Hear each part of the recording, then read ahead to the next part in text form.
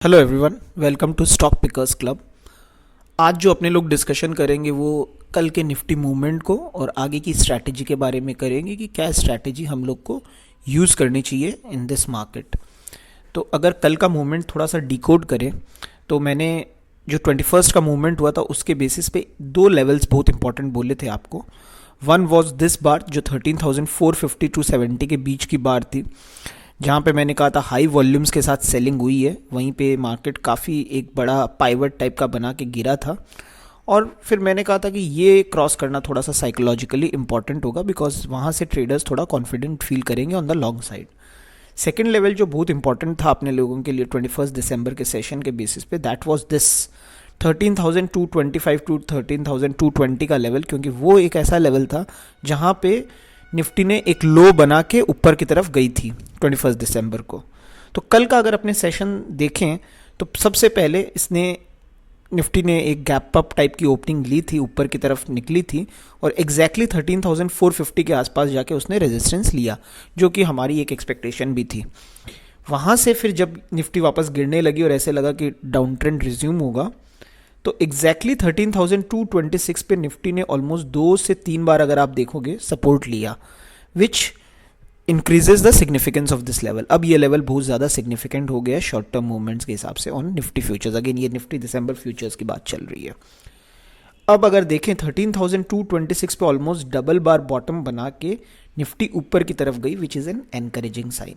सो दो साइंस बहुत एनकरेजिंग है कल के मूवमेंट में। वन इज कि 13,450 टू 70 का जो साइकोलॉजिकल लेवल है उसके ऊपर निफ्टी बंद हुई है 13,489 के पास, जो कि अगेन दिसंबर फ्यूचर्स के लेवल, आप स्पॉट के साथ कंपेयर मत कीजिएगा।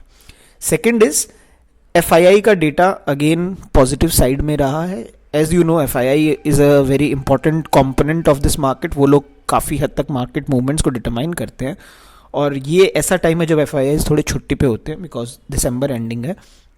उनके मेजर डिसीजंस इस समय नॉर्मली नहीं होते इन्वेस्टमेंट पॉइंट ऑफ व्यू या ट्रेडिंग पॉइंट ऑफ व्यू से। सो स्टिल इनफ्लो चल रहा है एफआईआई से, तो इनफ्लो स्टॉप नहीं हुआ है। These are two positive signs. अब अपने बात करते हैं रिस्क फैक्टर्स क्या है और कंसर्न्स मेरी क्या क्या है, क्योंकि अभी भी मैं फुल्ली कन्विंस नहीं हूँ इस पूरी रैली से। सबसे पहला तो अगेन ये रैली नहीं है बिकॉज थोड़ा सा ही ये रिट्रेस किया है, परसों के मूवमेंट को थोड़ा सा इसने कवर किया है। ऐसा नहीं हुआ है कि वापस एक बहुत ज़ोर से बुल ट्रेंड शुरू हो गया। फर्स्ट इज वॉल्यूम जो है, वॉल्यूम काफ़ी लो रहे हैं कल। तो once these bars are settled, जो आप देख रहे हो ये जो डाउन साइड में बहुत ज़ोर से मूवमेंट्स हुए थे वहाँ पे बहुत हेवी वॉल्यूम्स के साथ हुई थी, विच इज़ नेचुरल क्योंकि ट्रेंडिंग मूवमेंट हमेशा वॉल्यूम्स के साथ होता है। अब ये नॉन ट्रेंडिंग मूवमेंट जो है वो बहुत लो वॉल्यूम्स के साथ हुआ है। So one thing is for sure कि जो लग रहा है अभी तक कॉन्फिडेंस के साथ लॉन्ग नहीं जा रहे हैं, सब टेस्टिंग के हिसाब से लॉन्ग जा रहे हैं। एक होता है ना कि पोजीशंस को थोड़ा टेस्ट करते हैं कि कैसी चल रही है, उसके बाद धीरे धीरे वॉल्यूम्स बढ़ती हैं। सो ये वैसा मूवमेंट लग रहा है, यहाँ पे एक कन्विक्शन थोड़ी सी लैकिंग है। Second is I am using concept called Fibonacci retracement, which is something जो मैं आपको सिंपल लैंग्वेज में एक्सप्लेन करने की कोशिश करूंगा। सो मार्केट आप अगर देखेंगे रफली 13,798 या 8,800 से मूव करते हुए 13,226 पे लो बनाया था। अब क्या होता है कि हम ये देखते हैं कि ये जितना भी बड़ा एक फिगर है, जो कि ये ऑलमोस्ट 600 पॉइंट्स का जो मूवमेंट है, इसका वापस जो रिवर्स मूवमेंट है वो कितने ट्रेंड पे हो रहा है। तो अपने तीन लेवल्स को बहुत सिग्निफिकेंट मानते हैं, 38.2% रिट्रेसमेंट, 50% रिट्रेसमेंट और 61.8% रिट्रेसमेंट। ये रिट्रेसमेंट लेवल्स वो है कि भाई जितना एक ट्रेंड मूवमेंट आया उसका काउंटर ट्रेंड मूवमेंट कितना स्ट्रांग है और कितने ऊपर जा रहा है, क्या मैग्नीट्यूड का वो है। तो अगर अपने देखें 38.2% लेवल्स को क्रॉस कर गया है, 50% जो कि मेन सबसे इंपॉर्टेंट सिग्निफिकेंस रखता है उसके ऊपर अभी तक क्रॉस नहीं किया है। तो ये अभी तक निफ्टी उसी के आसपास है। ये रफली ये मूवमेंट्स जो आते हैं ये अगर आप देखोगे तो ये रफली ये लेवल्स 13,520 के आसपास आपको दिखेंगे on Nifty futures. So that becomes a very important pivot now कि 13,520 के ऊपर जाके क्या ट्रेंड करेगी क्या निफ्टी। 61.8% के ऊपर जब चला जाता है, विच इज़ ऑलमोस्ट 13,590, तब ये माना जाता है कि मोर और लेस ये ट्रेंड चेंज हो गया। तो ये जो 600 पॉइंट्स का डाउनवर्ड मूवमेंट था मोर और लेस एक एनालिस्ट कंक्लूड कर लेता है कि भाई इसके नीचे अब मतलब कि ये जो मूवमेंट है, ये ट्रेंड मूवमेंट ये ख़त्म हो गया है और अब निफ्टी रिवर्स डायरेक्शन में जाने को तैयार हो गई है। अभी तक वो हुआ नहीं है। अभी तक हम लोगों ने 38.2 को क्रॉस किया और 50% के जस्ट नीचे बैठे हैं। So again these are important psychological levels. देखिए इनके बारे में कोई ऐसा नहीं है कि ये कोई ऐसे लेवल्स है जिनको मतलब कि एकदम कंफर्म लेवल्स है कि इनके ऊपर जाने से बुलिश हो ही जाता है और इनके नीचे रहने से बेरिश होता है। But these are some important levels जिस पे एक हम लोग एस्टिमेट लगाते हैं कि एनालिस्ट का काम है थोड़ा एस्टिमेट करना। सो वो हम लोग थोड़ा इस पे करते हैं। ऑल्दो इनके बारे में ऐसा नहीं है कि ये कोई होली ग्रेल है, किसी को फॉलो करते हैं हम लोग, बट इससे एक पता चल जाता है कि हम लोग क्या सोच रहे हैं, किस तरह से मार्केट लग रहा है। This is just to estimate properly. Now important point क्या है, दो टेक अवे है। अब स्ट्रैटेजी क्या होनी चाहिए, जो सबसे इंपॉर्टेंट चीज़ है वो ये है कि देखिए सबसे पहले मेरे को अभी भी इस मार्केट को ऑब्जर्व करने का संकेत मिल रहा है कि अभी भी इसमें एक डायरेक्शनल मूव कंप्लीटली लेना मेरे को सेफ नहीं लग रहा है।